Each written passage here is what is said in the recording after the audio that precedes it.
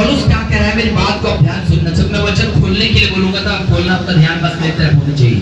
पौलुस यहाँ पे परमेश्वर के अनुग्रह के बारे में बता रहा है, उसकी दया के बारे में बता रहा है कि उसने तुम्हें भी ये लाया जो अपने पापों के कारण मरे हुए थे, और उसने तुम पर दया किया, अनुग्रह किया, और उसी के अनुग्रह के द्वारा तुम बचाए और छुड़ाए गए हो। बोलो आमीन। हालेलुया। 4 पद में लिखा है, परंतु परमेश्वर ने जो दया का धनी है, अपने उस बड़े प्रेम के कारण जिसने उसने हमसे प्रेम किया, जब हम अपराधों के कारण मरे हुए थे तो हमें मसीह के साथ जिलाया। वचन में लिखा हुआ है, पौलुस ने कहा कि हम मरे हुए दशा में पड़े हुए थे, लेकिन परमेश्वर जो दया का धनी परमेश्वर है, उसके अनुग्रह से तुम बचाए और छुड़ाए गए हो। आमीन। हालेलुया। और हमने शुरुआती वचन को पढ़ा कि पहले जब हम अपने कामों के कारण मरे हुए थे, पाप में जीवन जी रहे थे, तो आकाश के शक्तियां और अंधकार की शक्तियों के गुलाम थे, जो अब भी आज्ञा न मानने वाले लोगों के जीवन में काम करती है। मैं यहाँ पे एक विशेष बात आपको बताना चाहता हूँ। आज आपको किस प्रकार से सावधान रहना है अपने जीवन में। पौलुस का मानना है, पौलुस का कहना है, जो व्यक्ति परमेश्वर को नहीं जानता, परमेश्वर की बात नहीं मानता, चाहे वो कोई भी क्यों न हो, वो अंधकार के ताकत की गुलाम है, और अंधकार की ताकत उनको गाइड कर रहा है, उनकी अगुवाई कर रहा है, और अंधकार की शक्तियां उसके जीवन में काम कर रही है। और बाइबल इस बात को ही बताती है। आप ये मत समझना कि मैं मसीह हूँ, मैं परमेश्वर का जन हूँ, तो मेरे जीवन में दुष्ट आत्मा अटैक नहीं कर सकता, काम नहीं कर सकता। बाइबल में पौलुस ने साफ तौर पर एक बात बोला, जो परमेश्वर की आज्ञा, जो अब भी परमेश्वर को जानते हैं लेकिन उसकी आज्ञा को नहीं मानते, उनके जीवन में दुष्ट आत्मा काम कर रहा है। तो मैं आपको एक ही बात कहना चाहता हूँ, आपको हर एक उस व्यक्ति से क्या रहना है, सावधान रहना है। कोई भी अन्य जाति व्यक्ति आता है या कोई मसीह व्यक्ति आपके पास आता है, आप उसको पहले परखे, उसको जांचे, क्योंकि पौलुस कहता है, पौलुस भी अपने पत्री में लिखता है, उधर यूहन्ना भी अपने पत्र में लिखता है कि हर एक व्यक्ति के ऊपर विश्वास मत करो, क्योंकि हर एक के अंदर आत्मा नहीं है। हर एक बात की प्रतीति मत करो, पहले परखो कि ये व्यक्ति किसकी ओर से बोल रहा है, इसके अंदर वास्तव में होली स्पिरिट यानी पवित्र आत्मा है कि नहीं, ये परमेश्वर के वचन के अनुसार चलता है कि नहीं। आप उस व्यक्ति को पहले परखो, जांचो, क्योंकि कई बार ऐसा होता है मेरे प्रियो, कई बार ऐसा होता है, कई व्यक्ति आपके पास आकर कई बार आपको नकारात्मक बातों का अंगीकार करा के चला जाता है, और जो नकारात्मक बातें जो आप अंगीकार करते हैं अपने मुंह से, उसके बोले हुए शब्दों के द्वारा। क्या आप मेरी बात को सुन रहे हैं? कितने लोग सुन रहे हैं? तो बता रहा हूँ, ध्यान से सुनना। कोई भी आपके घर में अन्य जाति व्यक्ति आता है या आपके घर में कोई मसीह व्यक्ति आता है, और यदि वो कोई नकारात्मक बात को बोल रहा है, तो आपको इस वचन के ज्ञान होने के नाते मैं आपको कह रहा हूँ, यदि आपके पास इस वचन का ज्ञान है तो आप अपने कानों को खोलकर ध्यान से सुन ले। आपको कोई भी व्यक्ति के नकारात्मक बातों का हाँ और नहीं में क्या करना है, उसको जवाब देना है। कोई नेगेटिव या नकारात्मक बात यदि वो बोल रहा है तो उसका अंगीकार नहीं करना है, क्योंकि वचन में लिखा है, परमेश्वर ने यशाया और उसके 57:19 में कहा, मैं मुंह के फल का सृजनहार परमेश्वर हूँ। नीति वचन 18:21 में कहा, जीव के वश में जीवन और मृत्यु दोनों ही है, और जो कोई उसे उपयोग में लाना जानता है उसका प्रतिफल भोगेगा। और पहला पत्रस 3:7, 8, 9 और 10 वचन में पत्रस ने कहा कि जो कोई जीवन की इच्छा रखना चाहता है और अच्छे दिन देखना चाहता है, वो अपने जीव को हर प्रकार के बुरी बातें बोलने से रोक कर रखे। कई बार ऐसा होता है मेरे प्रियो, कई बार मैं और आप कई बार ऐसे नकारात्मक बातों को अपने जीवन में अंगीकार कर लेते हैं, और उसका जो साइड इफेक्ट है, उसके जो दुष्परिणाम है, वो तुरंत दिखाई नहीं देता।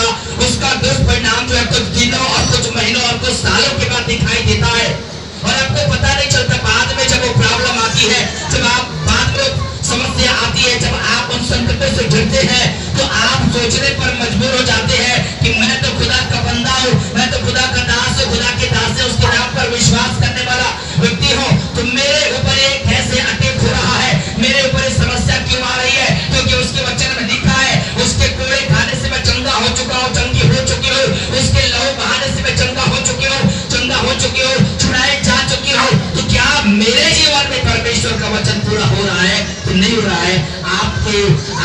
माइंड में ये विचार चलने लगता है और आप परमेश्वर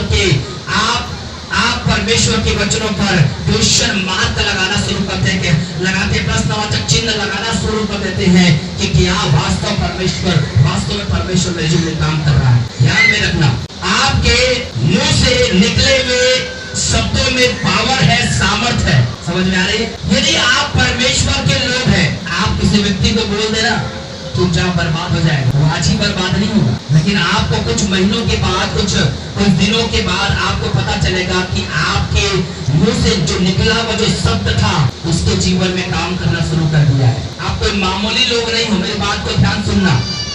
इसलिए अंगीकार ऐसा नहीं करना जिसके वजह से आपको उन समस्याओं से घिरना पड़े। परमेश्वर ने जब इंसान को बनाया तो क्या कहा? उत्पत्ति किताब 1:26 में क्या कहा? परमेश्वर ने अपने दूतों से कहा, आओ हम मनुष्य को अपने स्वरूप और समानता में। परमेश्वर ने आपको और मुझे कोई भेड़ बकरी गाय बैल हाथी घोड़े भालों के समानता में नहीं बनाया, भालों के आकार में नहीं बनाया। परमेश्वर ने इंसान को अपने स्वरूप और अपने समानता में बनाया है। तुम मेरी समानता में बनाए गए हो। और आप याद रख लो वचन, परमेश्वर ने कहा तुम मेरे स्वरूप और समानता में बनाए गए हो। तो परमेश्वर जो इतना सामर्थी है, जब आप उसके वचन को पढ़ोगे ना तो आपको पता चलेगा कि परमेश्वर के केवल शब्द मात्र से वो क्या हो गया, बड़े बड़े काम हो गया। बाइबल पढ़ते हैं, परमेश्वर ने कहा उजियाला हो गया। परमेश्वर ने उजियाला को बनाया नहीं, उसने मुंह के शब्द से बोला उजियाला हो जा, अंधकार अलग हो जा, उजियाला हो जा, उजियाला हो गया। सूर्य बन जा, चंद्रमा बन जा, तारे बन जा, बन गया। हालेलुया। परमेश्वर के शब्दों में पावर था, पावर है और पावर रहेगा। आप उसके बेटे और बेटियां हैं, आप उसके स्वरूप और समानता में बनाए गए हैं। तो आपके मुंह में वो, आपके शब्दों में वो पावर है और आप अपने शब्दों से आप जो चीज का इस्तेमाल करेंगे, जो शब्द बोलेंगे वो होगा आपके जीवन में, होगा दूसरों के जीवन में। इसलिए ध्यान है कि कोई व्यक्ति आपके पास आता है, वचन कहता है, हर एक व्यक्ति में पौलुस कहता है आत्मा नहीं है, और वो व्यक्ति जो खुदा का आज्ञाकारी नहीं है, खुदा की बात नहीं मानता है, वो अब भी अंधकार और आकाश के हाकिमों के गुलाम है, शैतानी शक्तियों के गुलाम है। कोई आपके घर में आ रहा है और आपसे कह रहा है तोला देखा तो हवा, तोला बहुत दिन हो गए देखा था, उदास रहता, तो शरीर में, तो चेहरा में कोई मुस्कान नहीं है, कोई हंसी नहीं है। वो आप मन का करता ओकर बात ला सुन था और देखा मोर जीवन में ये परेशानी चलत है और एक वजह से मैं कहा हुआ परेशान हवा और कतका दिन हो गए मैं परेशान हवा। ठीक कहा था। और आप मन का करता कोई अन्य जाति व्यक्ति के बात ला सुन था और ओकर बात ला सुन के का करता अंगीकार करता कि मैं खुश नहीं आ। जब आप ही मन अंगीकार करता कि मैं खुश नहीं आ तो आपके जीवन में खुशी कहां से आई? मैं देखा था बहुत दिन से ये समस्या में पड़े हवस, तो जीवन से समस्या नहीं जावत हवा। मैं बहुत दिनों के देखा था तो आप मन का बोलता सही सिद्धों का 10 भाई, सिद्धों का 10 बहने, मोर जीवन में ये समस्या बहुत दिन से, कई महीना कई साल से बने हुआ है और वो मौका से छुटकारा नहीं पाता। कौन कहा था? कौन कहा था? शब्द कहा था कि नहीं कहा था? कौन कहा था? आप कहा था। लेकिन जब ये शब्द कोई बोला थे आपका, ये शब्द के अंगीकार करा थे तो आप वो वचन ने याद करिया यशायाह के, यीशु मेरे पापों के लिए क्या हुआ? मारा गया, वो बलिदान हुआ, उसने अपना लहू बहाया, उसके कोड़े खाने से ऐसा कहता है मैं चंगा हो चुका हूं, तुम चंगे हो चुके हो। आपको अंगीकार करना पड़ेगा। यीशु मसीह ने 2025 साल पहले मैंने कोड़े खाया, उसके कोड़े खाने से मैं चंगा हो चुका हूं, उसके लहू बहाने से मैं छुड़ाया जा चुका हूं। हमें तो बोल सकते हैं शैतान अपनी चतुराई से आपको और मुझे फंसाने की कोशिश करता है। किसको फंसाया? अपने चतुराई से। शैतान ने अपने चतुराई से किसको फंसाया? हव्वा को फंसाया कि नहीं फंसाया? उसने, शैतान ने चतुराई किया। क्या सही है? क्या परमेश्वर ने सत्य कहा है तुम उस वृक्ष के फल को खाओगे तो मर जाओगे? उसने प्रश्नवाचक चिन्ह पैदा किया, सवाल और जवाब किया। हव्वा कहती है हाँ, परमेश्वर ने उसको छूने की तो बात, उससे दूर रहने की बात, खाने की तो बात छोड़ो, उसे बहुत छूने की बात भी नहीं कहा परमेश्वर ने। शैतान उसके पास आता है और कहता है, अरे तू क्या जानती है, ये सब के बारे में मुझे पता है। शैतान उसको कहता है, परमेश्वर ने तुमको कुछ भी नहीं बताया है, परमेश्वर ने तुमको झूठ बोला है। जिस दिन तुम उस वृक्ष के फल को खाओगे तो तुम मरोगे नहीं, बल्कि परमेश्वर के समान बन जाओगे। और परमेश्वर नहीं चाहता कि तुम उसके समान बन जाओ, इसलिए तुमको उसने धोखे में रखा। पढ़ लेना घर जाकर पढ़ने किताब। शैतान ने उसको भरमाया, चतुराई से उसको बहकाया और कहा तुम परमेश्वर के समान हो जाओगे, तुल्य बन जाओगे। इसलिए उसने उनको धोखे में रखा है। एक बार चख के तो देखो क्या होता है। और उसके बहकाव में, उसकी चतुराई में फंसा और उसने उस वृक्ष के फल को खाया। और बाइबल बताती है उसकी आंखें खुली और उसने अपने पति को भी खिलाया। और बाइबल बताती जब उन दोनों ने उस भले और बुरे के ज्ञान देने वाले वृक्ष के फल को खाया, उनकी आंखें खुल गई और उनको मालूम हो गया कि हम नंगे हैं। और उसने अपने नंगे पल को ढकने के लिए अंजीर की वृक्ष का पत्ता तोड़ा और लंगोट बनाया और उसने पहन लिया और बारी के पीछे जा छिपा। दूसरा कुरिन्थियों और उसका दूसरा अध्याय और उसका 11वां वचन में पौलुस ने यहाँ पे एक और बात कहा शैतान के बारे में। पढ़ेंगे इस वचन को। दूसरा कुरिन्थियों कि शैतान का हम पर दाव न चले। पौलुस यहाँ पे बात फिर से कह रहा है कि शैतान का हम पर दाव न चले, क्योंकि हम उसकी युक्तियों से अनजान नहीं है। पौलुस यहाँ पे फिर से कह रहा है कि शैतान का हम पर दाव न चले, क्योंकि हम उसके योजनाओं से अनजान नहीं है। शैतान ने लोगों को फंसाने के लिए अनेक प्रकार के चाल को चला हुआ है। इसलिए उसने कुरिन्थ की कलीसिया को खत लिखा और कहा कि शैतान का हम पर दाव न चले, क्योंकि हम उसके युक्तियों से अनजान नहीं है। शैतान के युक्तियों को हम जानते आए हैं। शैतान ने परमेश्वर के लोगों को फंसाने के लिए तरह तरह का उपाय किया है, तरह तरह का उन्होंने योजना बनाया हुआ है। इसलिए उन्होंने कलीसिया से कहा उसका दाव तुम पर नहीं चलना चाहिए, क्योंकि तुम उसकी युक्तियों को जानते हो और समझते हो।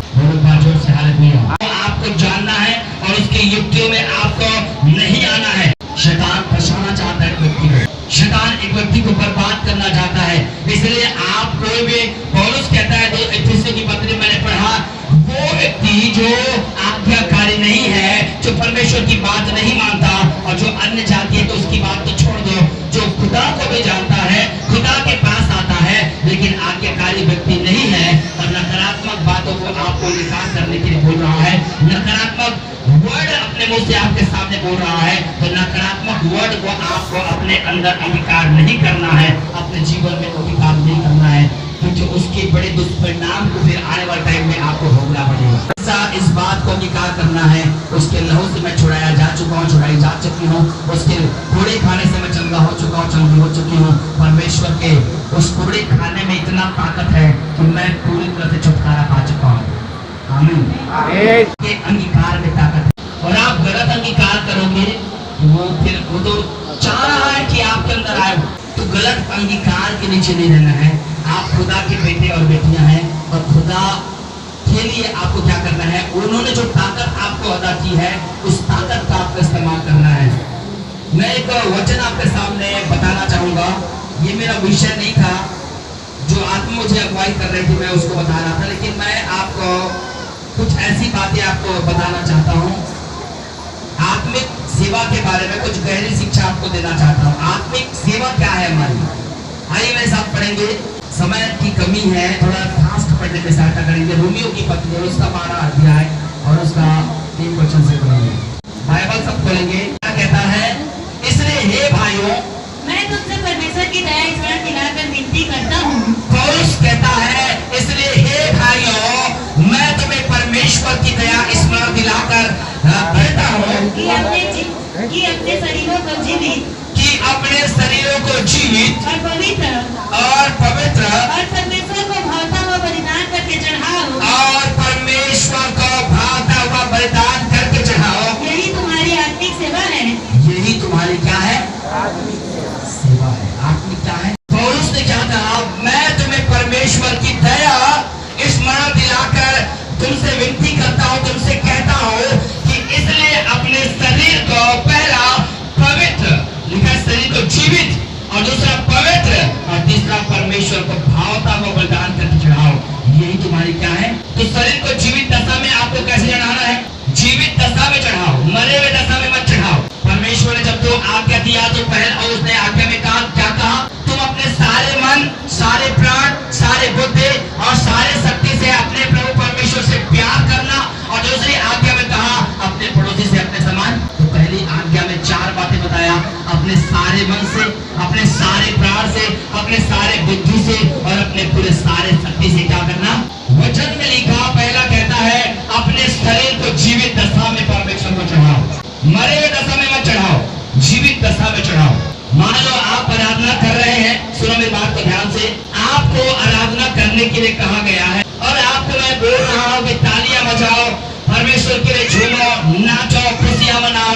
कई लोगों को ये बात रॉन्ग लगता है कि परमेश्वर के लोग नाचते हैं, कूदते हैं, झूमते हैं, ये गलत लगता है। मैं आपको बता रहा हूँ जिनके अंदर खुदा का प्रेम नहीं रहता, खुदा के लिए जागृति नहीं रहती, वो खुदा के लिए नाचता नहीं है, झूमता नहीं, तालियां नहीं बजाता।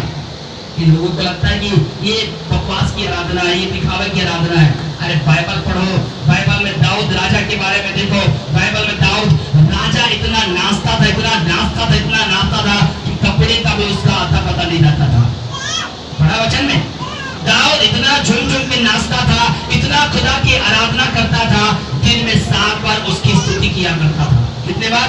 7 बार। कितने बार? 7 बार। दिन में 7 बार खुदा की स्तुति आराधना किया करता था। जब वो दाऊदपुर में वाचा के संदूक को लेके आ रहा था और जब दाऊदपुर में जब वाचा का संदूक लाया जा रहा था तो वाचा का संदूक पीछे पीछे और दाऊद आगे नाचता हुआ आ रहा था। तो उसके पत्नी मीकल ने देखा, ऊपर खिड़की से देखा, आज मेरा पति पागल वागल तो नहीं हो गया है, ज्यादा पीपा तो नहीं लिया है, इतना नाच रहा है, इतना नाच रहा है, इतना नाच रहा है। यहाँ पे बहुत सारी लड़कियां कुमारियां हैं और बहुत सारे महिलाएं हैं, इनको शर्म तक नहीं आ रही है, यहाँ पे ऐसा नाच रहा है, इसके कपड़े का भी आता पता नहीं है। और बाइबल पढ़िएगा, शमूएल की किताब में आपको मिल जाएगा, वहाँ पे लिखा हुआ है उसने जब अपने पति को खुदा के लिए नाचते हुए देखा, उसका शर्ट उतर गया था, जो कपड़ा पहना था उतर गया था, बाकी का कपड़ा नीचे का इधर का कपड़ा था। तो उसने देखा कि मेरा पति कैसे नाच रहा है और उसने उसको तुच्छ जाना, उसने तुच्छ जाना, गलत नजर से उसने उसको देखा। और बाइबल आप पढ़िए, उसने जब परमेश्वर के लिए, परमेश्वर की इबादत करते देखा, नाचते हुए देखा, उसको तुच्छ जाना। परमेश्वर ने उसके तुख को हमेशा हमेशा के लिए बंद कर दिया, जब तक जीवित रही मां बनने नहीं पाई, उसका एक भी संतान नहीं हुआ। श्राप वो अपने शरीर को जीवित दशा में परमेश्वर को चढ़ाता था। जब कोई आपका पड़ोसी नाच रहा है, झूम रहा है, आप नहीं नाच रहे हो, आप नहीं झूम रहे हो, आप ताली नहीं बजा रहे हो, तो बगल वाले को खूब चमक जाओ। परमेश्वर के दास पौलुस ने कहा अपने शरीर को जीवित दशा में परमेश्वर को चढ़ाओ, यही तुम्हारी आत्मिक सेवा है। तालियां बजाना है तो ऐसे ताली बजाओ कि दुष्टात्मा उस ताली को, ताली की आवाज सुने और भाग जाए। आमीन। तो उस ताली से मच्छर भी नहीं मरा, दुष्टात्मा कहां से मरेगा? समझ में आ रही है? तालियां ऐसे बजाओ, ऐसे झूमो और नाचो, ऐसे कूदो कि आपका छलांग, आपका पांव जहां पे पड़े दुष्टात्मा वहीं पे कुचला जाए और उस जगह को, उस बॉडी को, उस घर को, उस परिवार को छोड़ के भाग जाए। बोल सकते हैं जोर से आमीन। अपने शरीर को खुदा को चढ़ाओगे, आप रिजल्ट को, आप परिणाम को यीशु मसीह के सामर्थ्य नाम में आता हुआ आप बहुत जल्द देख रहे हो। Hallelujah, hallelujah. खुदा की आराधना कर रहा है, खुदा की महिमा कर रहा है, उसके ऊपर टीका टिप्पणी मत करो। किसी के ऊपर आपको ब्लेम लगाने का अधिकार नहीं है। मैं आपको एक बात बता देता हूँ, जब आप किसी के ऊपर उंगली मत उठाओ, ये बात हमेशा याद रखना, चाहे मैं हो चाहे आप हो। क्या आप सुन रहे हैं? मैं आपको दुख देकर, सुनो, मैं आपको दुख देकर कभी खुश नहीं रह सकता, ये बात मैं मानता हूँ। यदि आपका कोई दुश्मन है, आपके खिलाफत कर रहा है, आपका दुश्मन आपके खिलाफ में तरह तरह की बातें बोल रहा है, आपके लिए गड्ढे खोद रहा है और आपको दुख पहुंचा रहा है, आपको परेशान कर रहा है, तो निश्चय इस बात को अपने डायरी में लिख के रखो, निश्चय इस बात को याद रखो, जिसने आपके लिए गड्ढा खोदा है, जिसने आपको दुख पहुंचाया है, मैं आपको 100 में 1% और मिला के कहता हूँ, वो व्यक्ति कभी सुकून से नहीं रह सकता, कभी अपने लिए आनंद की उम्मीद नहीं रख सकते। याद रखो मेरी बातों को मेरे प्रियो, जो आपको दुखित करेगा वो एक दिन दुखी होगा। इसलिए परमेश्वर का वचन कहता है किसी के ऊपर वो टिप्पणियां मत करो, किसी के ऊपर बातें मत बोलो, किसी के ऊपर इल्जाम मत लगाओ। पौलुस कहता है रोमियो की किताब में कहता है, हे दोष लगाने वाले चाहे तू कोई भी क्यों ना हो, तू निरुत्तर है। जिस बात में तो दूसरे पर दोष लगाता है तो आप उसी बात में दोषी ठहर चुका है। ध्यान में रखना मेरे प्रियो, ये परमेश्वर का दास पौलुस कहता है हमें परमेश्वर की दृष्टि में निर्दोषता में चलना है, इसलिए अपने शरीर को जीवित दशा में चढ़ाना है। आमीन। प्रमाण भी बताना है। जब लोगों से पूछा जाता है कि आप क्यों नहीं आ रहे हैं, तो क्या करें साहब, पास्टर साहब ये गाड़ी चाहता हूँ। जो खुदा से प्यार करता है ना, जो खुदा से प्यार करता है वो पैदल चले जाता है खुदा। यीशु मसीह के टाइम को आप देखो, जब यीशु मसीह प्रचार करता था, यीशु मसीह के पास कोई कार था? उस समय कार, बस, ट्रक, ट्रैक्टर और कोई लग्जरी गाड़ियों का जमाना नहीं था। उस समय का यदि लग्जरी गाड़ी मानो तो उस समय लोग हाथी में चढ़ते थे, ऊँट